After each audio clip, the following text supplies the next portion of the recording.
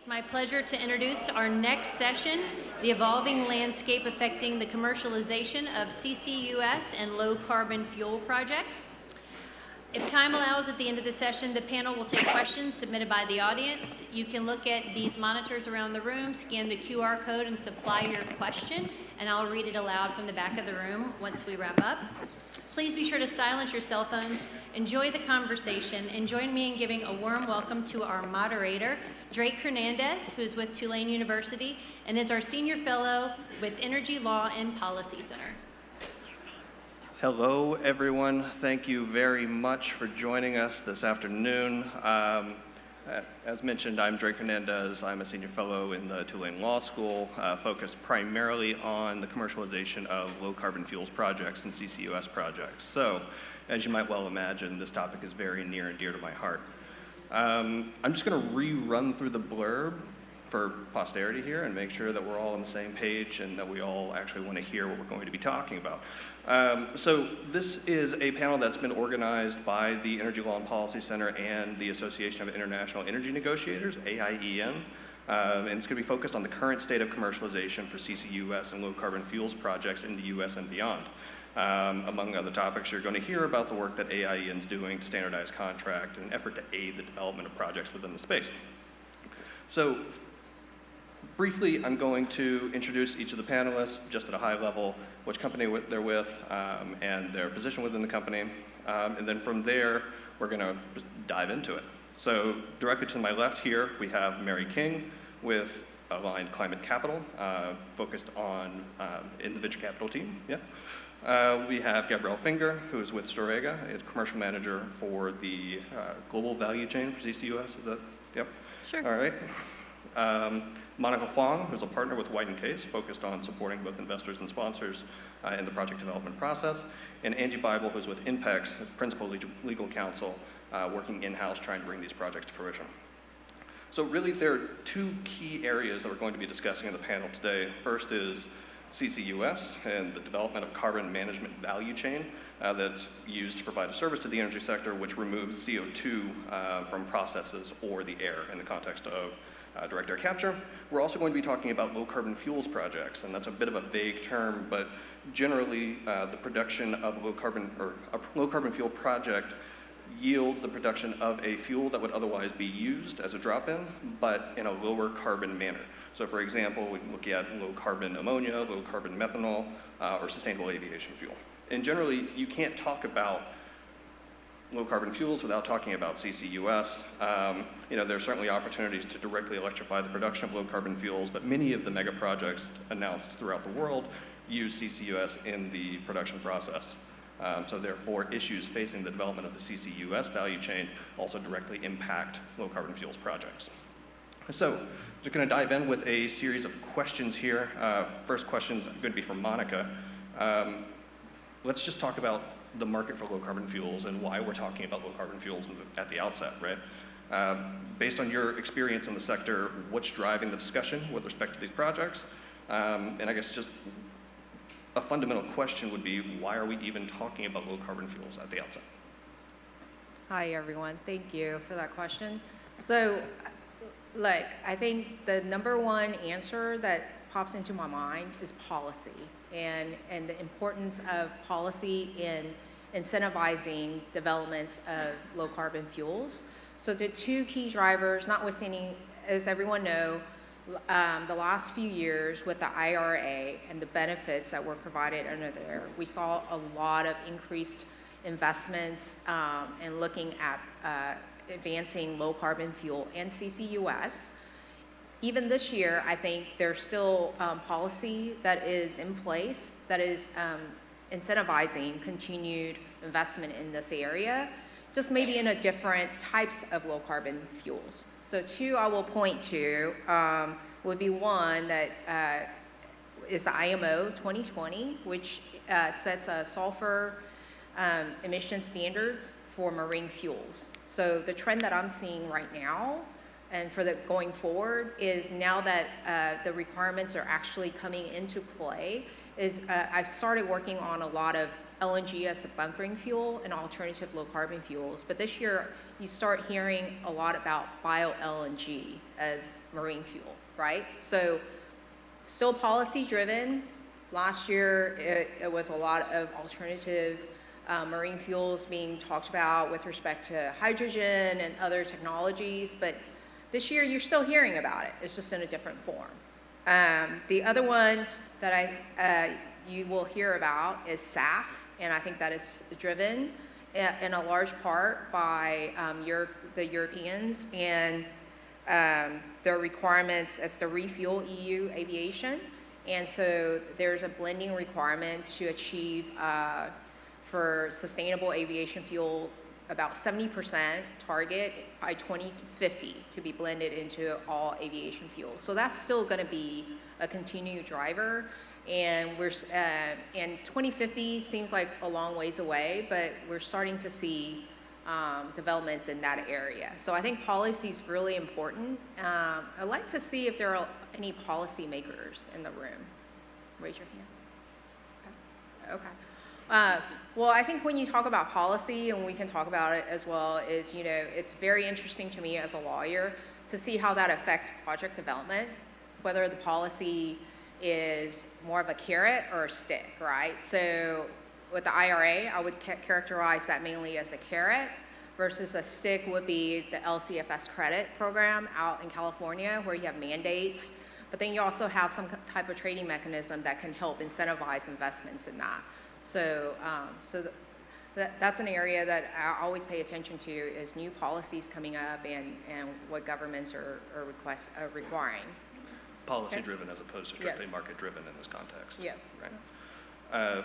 Mary, same question for you, but focused on the CCUS side of things. From your perspective, what's driving the conversation in the CCUS space today? Yeah, I mean, very similarly, there's absolutely a massive focus on compliance markets, and it really varies internationally. So like, most of what I do is in the US and Canada, but there's some really strong compliance drivers globally. I would say compliance number one, that's generally regulatory or policy driven. Number two, actually my surprise a little bit, they're actually very meaningful decarbonization commitments that many companies have set and are acting on, where they have decided that, like, look, we need clean, firm baseload, and one way to do that is to use more traditional fuels and put point source carbon capture on. Most of the market, despite I think like most of the market right now is point source on the carbon capture side.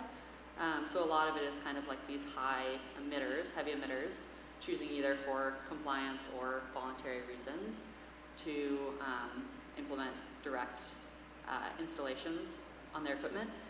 The other thing I will say is it really depends a lot on the size of the system as well. So I think a lot of times when we talk about carbon capture or CCUS, there's like a disconnect depending on the size of system that you are thinking about. So you could be thinking about these, millions of tons system sizes that are entirely dependent on compliance markets. That would be on the larger end. You get these mid-sized markets where, there's definitely a compliance angle where you're seeing like hundreds of thousands of tons captured per year. But a lot of that is going into like enhanced oil recovery. So there's like a very market-based mechanism driving it.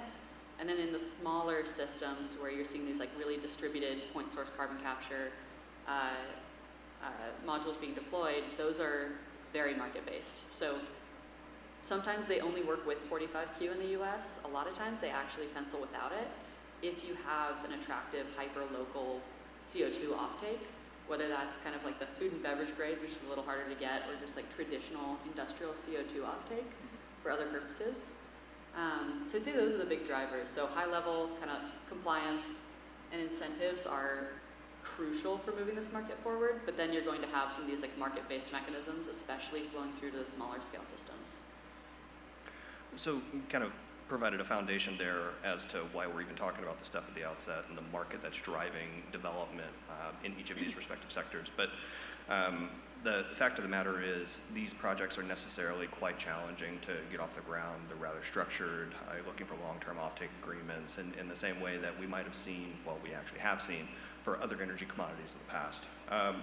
But Angie, I want to turn to you really quickly in the context of pressure points here. You know, it seems like there's demand in the sector, particularly for CCUS, and there are clearly aspirations to meet that demand. In your mind, what's needed to unlock the commercialization of projects in the space? And based on what you're seeing in the market, are there any particular pressure points that you see are impeding investment? Yeah, thanks for the question. I think, in my view, and I should mention that this is my view and not the view of Inpex USA Inc. But I'm going to parrot some of what Monica and Mary have already said, and that's that first and foremost, we need stronger incentives globally for implementing CCS projects. I mean, as has probably been discussed in this conference, CCS projects are extremely costly, and today's incentives don't make them profitable for developers in most jurisdictions. So in terms of incentives, we have what Monica already discussed. We have carrots and sticks, right? For the sticks, we've got carbon taxes and emissions trading systems, each of which sets limits on greenhouse gases and forces emitters to look for solutions, which causes them to be willing to enter into CCS projects. Experts say that we need carbon pricing of $50 to $100 per ton by 2030 to reach the Paris Climate Agreement goals. But if you look around the world today at carbon pricing, you'll see that averages are between $10 and $60 per country. And quite honestly, if you look online, you'll see that the averages are between 10 and 60 because some countries have very high carbon pricing and others have $1 or $2 or $3. And when you're an emitter in one of those countries, the likelihood of you paying to sequester your CO2 is very low when you can much more cheaply just pay for the penalty of not doing so. So with respect to carrots, we have government subsidies like we've seen in Europe. We have the tax incentives like with 45Q in the United States. And those, of course, help to make CCS projects profitable for developers. But in some jurisdictions with governments that are actively supporting and paying for CCS projects, we see those projects moving forward. But in other jurisdictions, like the US, many projects, especially hub projects, we see those slowing down because the government subsidies just aren't quite enough to support those projects. I should say, I say that about the US, but EOR, enhanced oil recovery, is still quite attractive in the United States with the 45Q benefits. But if you're not in the oil and gas business, that's not really an option for your company. So the next issue that I see, and this really is important for me as an attorney, is that we need stronger CCUS regulatory regimes around the world. Most jurisdictions have no CCS-specific laws and regulations, and those that do are largely in the nascent stages of development.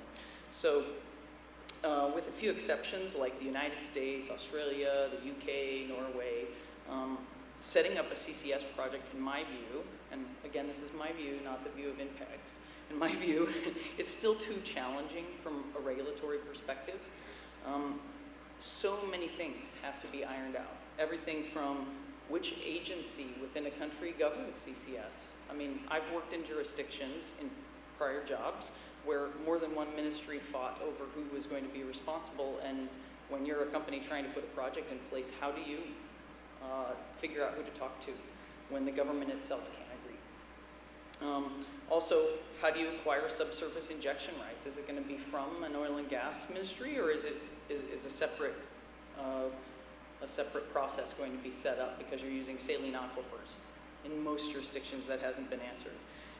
How is CO2 classified? Is it classified as a waste, which makes all of a sudden transportation fairly difficult because your CO2, if it's a waste, it's being caught now by a number of different treaties and internal regulations in the country?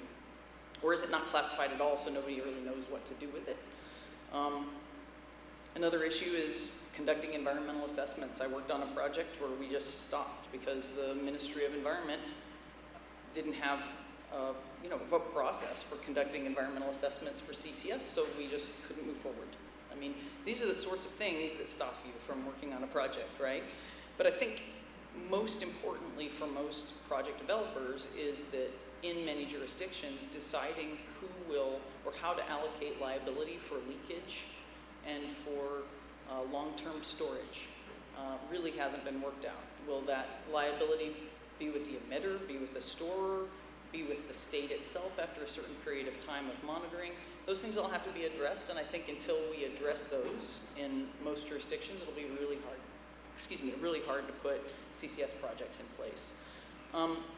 And then just touching on low carbon fuels in particular, generally speaking, I think there's still too much risk all across the value chain for many low carbon fuel producers to commit to CCS. Storers, as you know, have low profit margins, so they're typically unwilling to take on all of the leakage risk. So when I talk about leakage, I'm talking about CO2 escaping from the reservoir, right? So what I've seen in contracts is the stores are willing to accept that leakage risk up to a cap, which leaves your low carbon fuel producer who's relying on the CCS to make their fuel low carbon in a situation where if there's leakage, not only do they have to pay back to whatever government, whatever benefit that they had received from that leakage, they also now have a product that's off spec and that is considered gray and no longer clean, and they maybe even can't be sold in overseas markets. And so this is a situation where we have low carbon fuel producers unwilling, they're leery about taking on all of that risk all across the value chain. And then of course, without anchor emitters, a CCS producer, a CCS project developer doesn't have a project. So I'd say that across the board, the pressure points that I see, I mean, we could probably go on for a couple hours about this, but the ones that I see that are the most relevant are inadequate incentives, weak or non-existent regulatory regimes, and then just too much risk across the value chain. But at the same time, I don't want to seem super negative, because I do see all of this changing over time as countries work to meet their climate objectives, and at the same time, the technology for CCS is proven. So, Monica, I wanted to turn to you here from your perspective as outside counsel. I wanted to get your perspective on pressure points as well. You can correct me if I'm wrong here. I'm going to go out on a limb and say you cut your teeth in the LNG space. I alluded to this earlier, but I see a lot of similarities between early LNG project commercialization and what we're seeing in the low carbon fuel space. So does any of that ring true, or does this rhyme with prior experience? I'm curious to get your take. Yeah, so I think what Angie described, a lot of the factors that she mentioned is basically what I work on in advising clients in any type of energy infrastructure development, right? There's just key fundamentals to a successful project that you need, right? She touched on economics. So, I mean, the economics have to make sense, right? And that's why, just to clarify for those that are unclear, the reason why CCUS and low carbon fuels is so linked together is that CCUS is a more economic way to achieve low carbon fuel. So a simple example was is hydrogen, right? Production of hydrogen using CCUS versus just renewable energy production. Cost difference is astronomical, right? So basics is economics. Andrew touched on political stability, right? Understanding regulations, permitting regime, how easy is it to get that, right? What's the line of sight on that? Project on project risk, I think is also a little bit unique to CCUS, because a lot of times if you have an emitter, they may have a brand new project to capture the CO2 on top of the transport, and that is very reminiscent of early days of LNG, right? Where someone finds a reserve and in a foreign country that has no domestic demand, and they want to monetize the gas by exporting LNG, right? Well, there may be an import terminal that has to be built at the same time. So that's what we call project on project risk, because you got to have both ends, two projects done simultaneously, successfully, in order for the whole supply chain to work. What else do we have?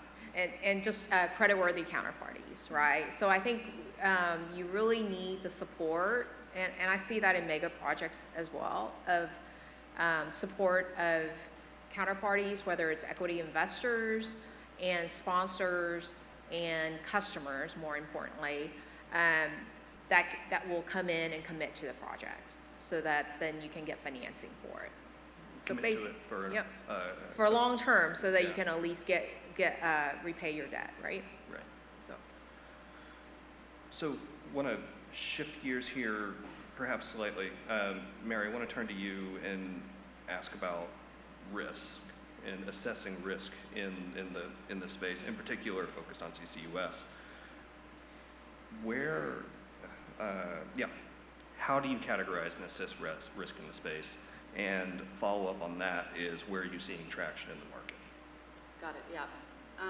I mean, the risks are very, very similar. Like, it's the same risks as any type of project development. This is, deploying real assets.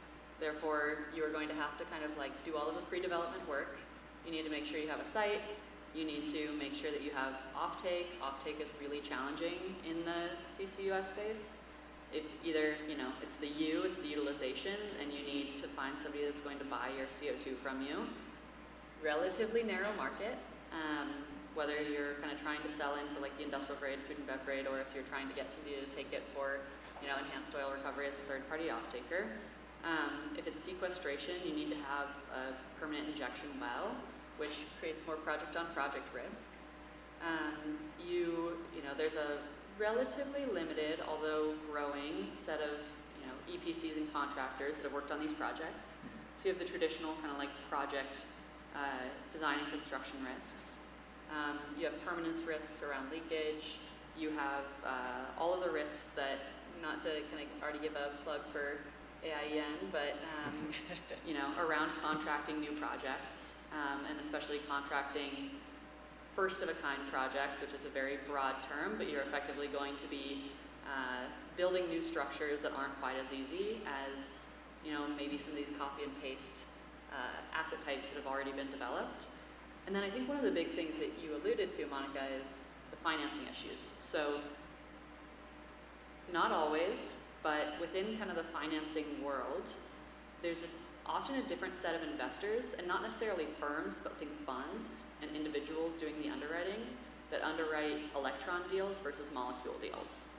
And so bringing in some of that kind of like more molecule side expertise, so folks from the traditional oil and gas industry, not only just the actual project development, but the financing, and kind of moving some of that capital to invest in CCUS, low carbon fuels. I mean, a SAF development looks so much more like a, natural gas, like a refinery, than it does like a solar development or battery storage development. So I think those are the biggest risks.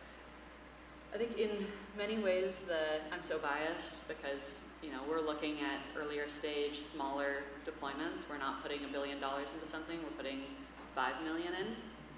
But it's a lot easier for these kind of like smaller projects to get off the ground than it is to get a massive project out the door. You obviously want the massive projects because it's better for total carbon captured. But when you look at the kind of like smaller individual project level, so just clearing, the 45Q requirements in the US, for example, so you're looking at these like 20,000 ton per year projects or something like that, it makes sense for the asset owner. Often, where you can see, call it like 15% unlevered IRR or something like that. So everybody is on board without having to believe in kind of the decarbonization side of it, which really helps get these deployed. It's also just, these are often lower risk and lower like capital at risk to get a single project done and then start to build track record. So ultimately, I think that's like one step in the path to getting these like medium to large projects deployed. So Gabrielle, working at a developer CCUS projects in the value chain, curious to get your perspective as well. I know we chatted in the past about how you see CCS as really an enabler more than anything. Can you say more on that, and have you seen that translate to wins in the sector? Well, Angie made me want to jump off a cliff, but no, CCS is a tough way to make a living. It is. I mean, whether it's the food and bev seeds, so there's a side of it, there's a utilization piece of it, or you're in the waste management side of the business, it's costly. There isn't a commodity at the end of it. There's a green premium attached to another commodity, but where in the value chain does that flow down to? Difficult to say. I think we've heard a couple of different folks speak over the course of the conference. Bobby Tudor was fantastic, talked about markets versus regulations, and they go hand in hand. Sometimes the market drives, sometimes the regulation drives, and maybe it flip-flops throughout or through different regions. I definitely think CCS is primarily driven by regulations right now. There isn't a CO2 product commodity that's sufficient to move the needle in a market space right now. But you have all these net zero objectives that we've all gone ad nauseum. I won't go over that. So when you think of CCS, and we're here in a forum about the future of energy, and I've been to many of the panels, and CCS has come up in every single one, and CCS is not an energy. We're not an energy, right? I don't have a molecule at the end of it that I can sell. There's no product. Nothing I do is going to make the grid power more. But here it is in the Future of Energy conference, and I think it's because it is a commodity in the sense that it enables other commodities. So Monica's talked a lot about the low carbon fuels, and you talk when we say that, what do we mean by that? We're talking about hydrogen, you're talking about ammonia, renewable fuels, bio LNG, and things like that. Things that are plant-based versus hydrocarbon-based commodities. They run through a process that emits CO2. It's the easiest of the greenhouse gases to capture. It's the biggest needle mover for doing it, which is why CCS keeps coming up in energy conference conversations, right? And so I see it as an enabler, but to see it as an enabler, you have to show the value proposition that goes to the energy value chain that Angie was talking about. And we heard Jeffrey from Exxon talking earlier today, and they've done an amazing job. They are moving the needle. They're the leaders. Exxon is one of the leaders in the CCS space right now, and he talked about they've contracted 10 million tons per annum. Hell, that sounds like a lot, right? 10 million tons. Oh my gosh, that's great. We Googled it this morning. We did. ChatGPT'd this. The IEA, the International Energy Agency, 37 billion tons per annum of CO2 were emitted in 2024 globally. Exxon is moving the needle at 10 million tons. Like, come on, that's a lot. That's a huge, as one of my dear colleagues says, that spitballs at a battleship, right? So how do you turn it into something more meaningful and valuable? And I think that that's attaching it to more and more components of the energy infrastructure, which will increase innovation, which is another topic that's been a theme here, because the more it's deployed, the more efficient people become, the more they think about it, they think about the application, they learn about the application, and innovates along the way. And so that's how I see CCS as the enabler and the win. I know a lot of folks think, oh, you're just, perpetuating oil and gas. Well, this is oil and gas, and this is oil and gas, and my shoes are leather. They're not. But it's everywhere we are. We can't just stop. So let's do better. Let's keep going, and CCS will support you on that. And that's why I'm not going to jump off the cliff, Angie. Thanks. I'm glad. Monica, turning back to you really quickly, just wondering if you could share a little comparative analysis of the characteristics you see in the wins within the low carbon fuel and CCUS space versus other sectors. Notably, do you see any common threads between successful low carbon fuel and CCUS projects and early LNG projects? Yeah. So I want to tack on to what Mary said about the scale that's needed. And that's, in project development, that's always a balance, right? Especially if you're talking about new technology or existing technology that you're configuring in a different way, right? Or just a new product that you're trying to propose to the market. It's a balance between, hey, a smaller project might be easier to get financed. However, especially with newer technology, economy of scale, is not achievable unless you get to a certain size, right? And so comparing that to LNG, well, it is before my time, so I can say that. I think projects were a lot smaller. When I came into this business, I was taught projects were a lot smaller. People didn't think about when they did a project, they just want to get the first project done, right? Now, everyone's talking about expansions. We start with, we're gonna have 5 expansion phases, right, from day one. So, and I think you should think about that as well from any type of project development is, you know, there's a balance between economies of scale, because your first one, it has to be sized right, so it's still economic, right? Fundamentals matter.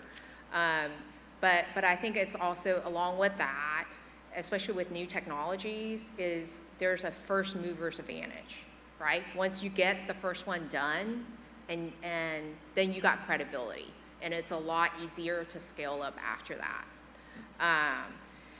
Let's see, I think the other point I wanted to talk about with respect to CCUS is I actually do see a lot of good potential in it, as Gabrielle said, as a accessory to existing projects, right? Entergy is talking about a CCUS project in connection with the gas-fired generation. We have a lot of LNG projects that are looking at tacking on CCUS. And once we get the policy and the regulations in place, you can see changes, potentially progress being made drastically, right? So I'll give it a real example. Years ago, as a junior associate, I worked on case energy projects. If you guys don't know what that is, it's compressed air. So you compress air during off-peak hours, use power off the grid to compress air, put it into a cavern, and then during on-peak, you release the air to run turbines and generate electricity, right? And so you're doing a spread. Well, the grid did not have rules to compensate for that, right? Same with BESS.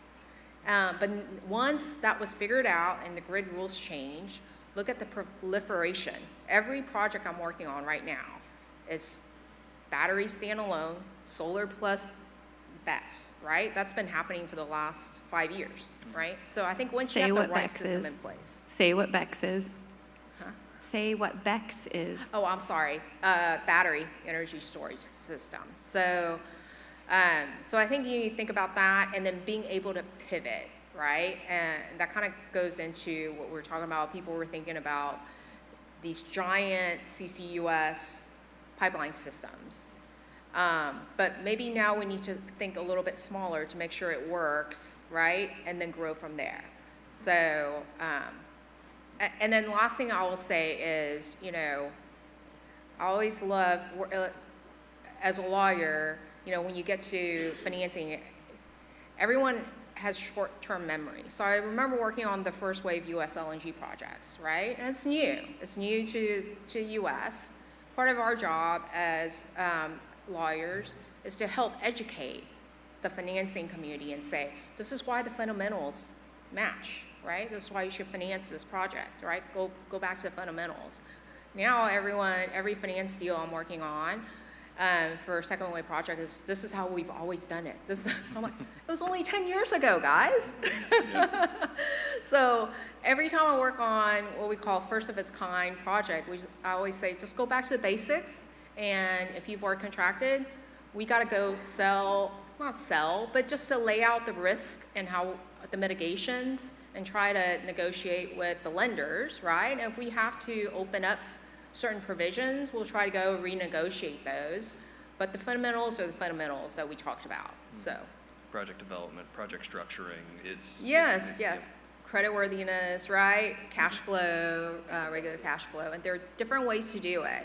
And so that's what's fun about my job, I think, is trying to figure out different ways and just understanding the fundamentals so that you can have every project cannot be the same. Right. You know. Right. So we've been focusing the majority of the conversation implicitly on the North American market, in particular talking about 45Q, and that's a very US specific thing. There's an equivalent in Canada with it's an investment tax credit for CCUS projects, for low carbon fuel projects, hydrogen projects. But I want to zoom out a little bit beyond the North American continent. Angie, you've spent your career supporting the development of energy infrastructure projects around the world, and now you're working for a Japanese company. Can you comment a bit on how the value story around these projects varies by jurisdiction? surely the narrative is different if one's pitching an opportunity to potentially invest in a U.S. project versus a project in Asia, for example. Yeah, thanks, Drake. That's correct. I transferred to Inpex a year ago from an international law firm in Singapore, where I was handling CCS mandates around Asia and the Middle East. I can say that, I was doing other things as well, because, at that point in time, CCS probably couldn't take up more than about 50% of my time because it wasn't up and running so much. But I think I can actually answer your question with just a look at what Inpex is doing. For those of you who are unfamiliar with Inpex, it's Japan's largest oil and gas company. We have exploration and production operations in 20 countries around the world. But one of our 3 pillars for growth is to provide low carbon solutions through the implementation of CCS and the supply of blue hydrogen. So we have new and renewable energy businesses in Asia, Europe, and Australia. And in the United States, we have a company dedicated solely to developing new energies in CCS. That company is Inpex USA. It's in Houston, and that's where I work. So through our CCS efforts globally, you can see how the value proposition plays out in different jurisdictions, either through government assistance, the carrots we talked about earlier, or regulatory requirements, the sticks. So in Japan, Inpex is developing the Metropolitan CCS project, which is a 1.4 MTPA project offshore Tokyo that's meant to collect CO2 from the Chiba prefecture, in particular from Nippon Steel. So motivated by the country's commitment to reach net zero by 2050, the government of Japan is actually paying for all of the development of that project up until FID, which of course makes it affordable for Inpex. The government is now also considering ways to make the sequestration fee affordable for the emitters by somehow subsidizing that, but that hasn't been worked out yet.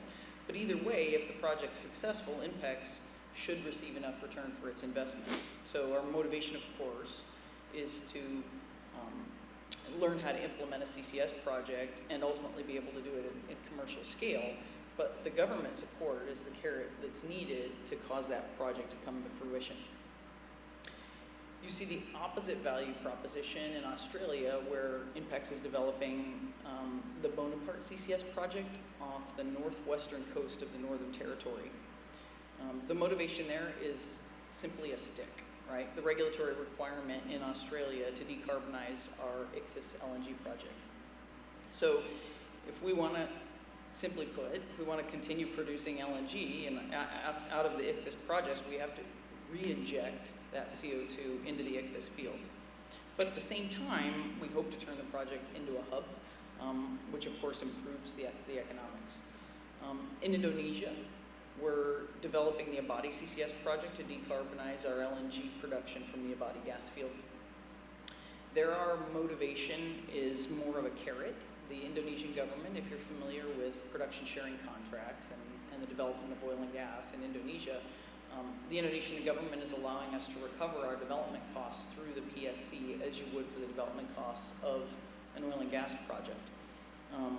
And if successful, we'll be able to market that LNG as clean LNG. At the same time, we should be able to use that as a hub, which further enhances the economics. In Norway, we're developing the Hwang CCS project in the North Sea. This is also, I think, an example of a stick with respect to the emitters. Norway has an extremely high carbon tax. Like I was talking about earlier, I think last year it was $112 per ton, and the government is anticipated to just keep ratcheting that up. So emitters are motivated to sequester their CO2 rather than pay that tax, which makes the hub a very valuable opportunity for well, any company in that region. But then we have the US, which is a story of carrots and the 45Q, and we've talked about that already, and the need to find opportunities, and right now those opportunities mostly being around CCS, where we see, I'm sorry, I didn't mean to say CCS, EOR, if we're looking for what's economically viable. So overall, the value and therefore success of a CCS project, I think, increases with strong government involvement. That's the message there. The more the government's involved, either by subsidizing the project or by imposing penalties on emitters for failing to decarbonize, is a direct reflection of the value. That was a great kind of trip around the world and appreciating the nuances between the different jurisdictions and how projects are being commercialized and what the justification is. Gabrielle, at Storegga, obviously, well, maybe not obviously, but they're a significant UK operation as well. And I know the UK government is approaching the CCUS situation rather uniquely. I don't know if you wanted to comment just briefly on their paradigm. Yeah, and Angie reminded me we're partnered with her in Hwang, so that was exciting recollection there. So just a little bit about Storegga. So we're a pure play carbon capture company. We don't have our own emissions. The entire intent of the business is to establish a sustainable, economically sustainable, I mean also green sustainable, but economically sustainable business model for the development of CCS. And so everything is intended for a third-party business structure in a component of the value chain. And so making sure that we are only in jurisdictions where it's enabled to make it economic is a base premise. So we have about 5 projects globally, Hwang, Angie's already talked about that, the UK, 2 in the US, 1 here in Louisiana, just up the river, near White Castle and Donaldsonville. If ever you want to go check out our swamp, you can do that. Another one down the coast in Texas, and then in Malaysia. And so that gives us a nice spread around the world of they're at different points in the development pipeline, so they're intended to stagger to come online. They're in different jurisdictions where there is enablement or the forecast of enablement, where we think there's going to be something in place. So Malaysia, for instance, has put their laws in place. They've put their government agency in place that is going to do it. Angie touched on that. There wasn't one before, not so helpful. Now there is. And then they're putting in place the regulatory, the actual how-to, not just thou shalt decarbonize, but thou shalt do it this way, and the steps to follow it so you can actually execute on the strategy. In the UK, as different jurisdictions have done it, the UK is treating it as a utility. And we've had a lot of power conversations here, and I'm not a power person, so if anybody asks me a utility question, I'm just going to run away. But they are, Americans, you may give me the business case and I'll do it, right? If you can tell me I can make money, I can probably figure it out. It's not the case in the UK. It's not in the case in a lot of places where the regulatory / stick is the driver. So the UK, I'm not going to talk to Drake Emitter Company. I'm going to talk to Drake Emitter Company and Mary Government. And the 3 of us are going to find the way. And the government's going to say, okay, you tell me how much you need to make to justify the investment, carbon capture company, and you, emitter, you tell me how much you're willing to spend, and I'm going to tell you what that new price is, and that is what it's going to be. That doesn't really jive with the whole American free market economy, so we aren't trying that method, but it is working there. You have the complexity, I think, very uniquely to the United States, a complexity that you don't have anywhere else in the world. Reverse that statement. The United States is much more simple than the rest of the world. Everything is within the United States.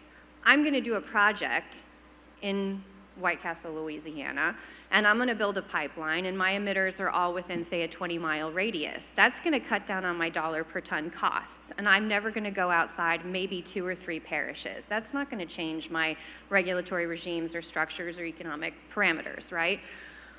If I want to do a project in the UK, okay, I'm going to store it offshore. So now I got to get it offshore, okay? So is that a ship or is that a pipe? Those are vastly different economic equations to accomplish. I'm going to have a terminal onshore. Now we're talking to project risks. Who's going to run that port? Who's going to run that terminal? I have to actually pull those volumes from somewhere else, so maybe the Scottish industrial corridor, so I've got to put a pipeline together. So now I've got emitter A here, pipeline of 50 to 100 miles to a port, some sort of infrastructure there to gather and pressurize, pop it in a pipe or a boat, take it offshore and inject it with all of that infrastructure. That's a complicated space, and I still am only in a single jurisdiction. If I go to Malaysia or Indonesia or any of the Asia-Pacific regions, I'm dealing with transnational and bilateral treaty stories. And we talk about, is it a waste or is it a value proposition?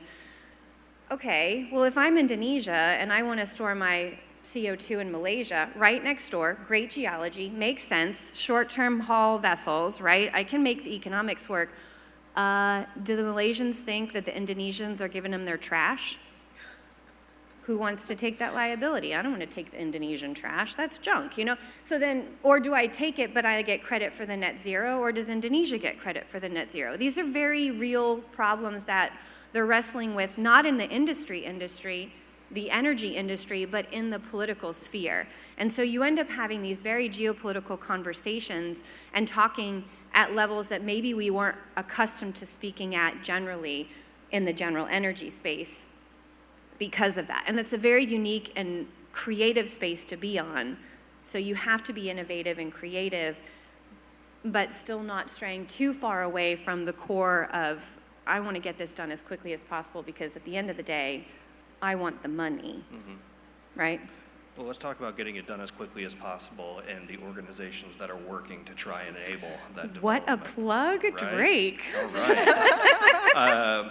Gabrielle, can you say a little bit more about the Association of International Energy Negotiators, or AIEN, and the position the organization takes in the broader market? Sure, so you didn't ask me any questions for like the first 30 minutes, and then it's just the Gab show at the end. Sorry, y'all. Exactly, we just All right. set you up. So AIEN is the Association of International Energy Negotiators. It's a volunteer organization. It's just energy deal makers. It's lawyers and commercials. We get together and we get to know each other. We have incredible war stories. Poor Mary's had her share today of all the fun things we get to do. But it's great to meet people that you're going to see across the table from each other. And we have 3 pillars. One is networking, because that cannot be stressed enough. Second is education. I don't know what I don't know, so if I talk to these people that are working in this space, I talk to Monica about LNG, I'm going to learn more about that and putting together forums for enhancing that education, not just growing a technical skill set, but also, you know, my negotiation skill sets. And then the third is model contracts, which I probably should have led with. I buried the lead there. We have probably 20 to 30 model contracts in the oil and gas space, and we're expanding into the energy space, of course. And these model contracts do a lot to streamline your access and avenue to achieving revenue as quickly as possible. You have all the project risk, and how long does it take to get a long lead item, and where's the pipe coming from, and do I have my land secured? That's all going to take time.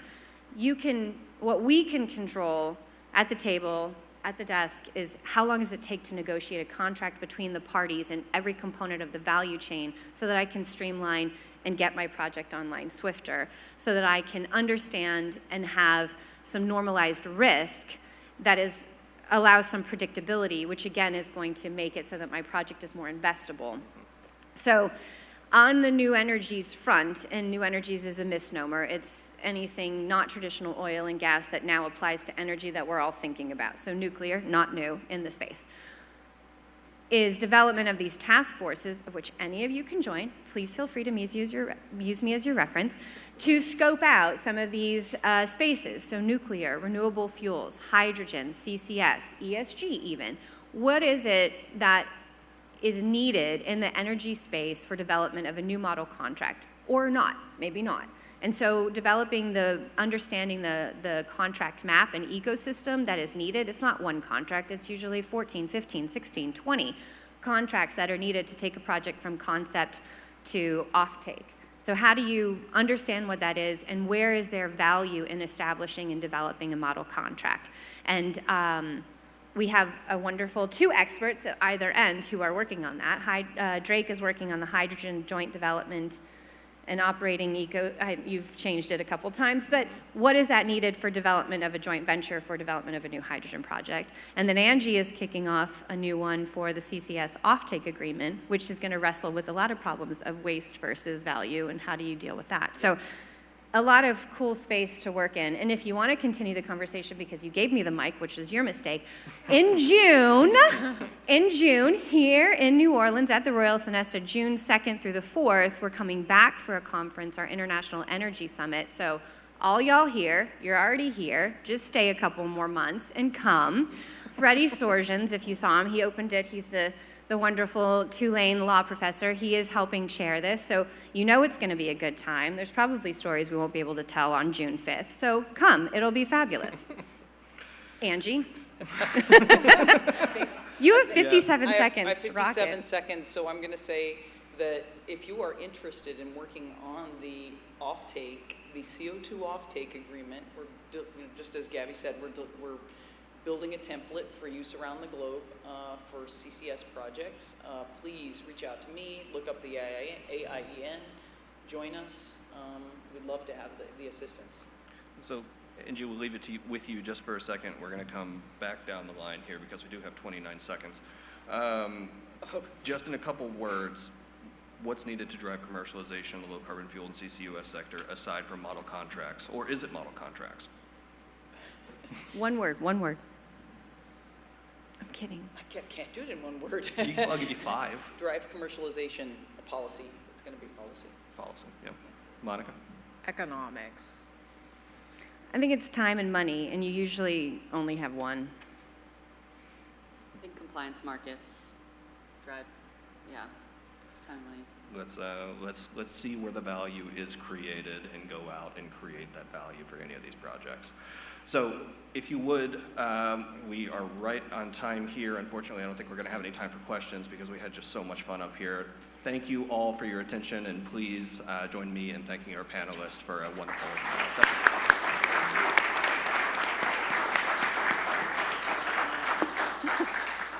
If you're not having fun, what's the point? Thank you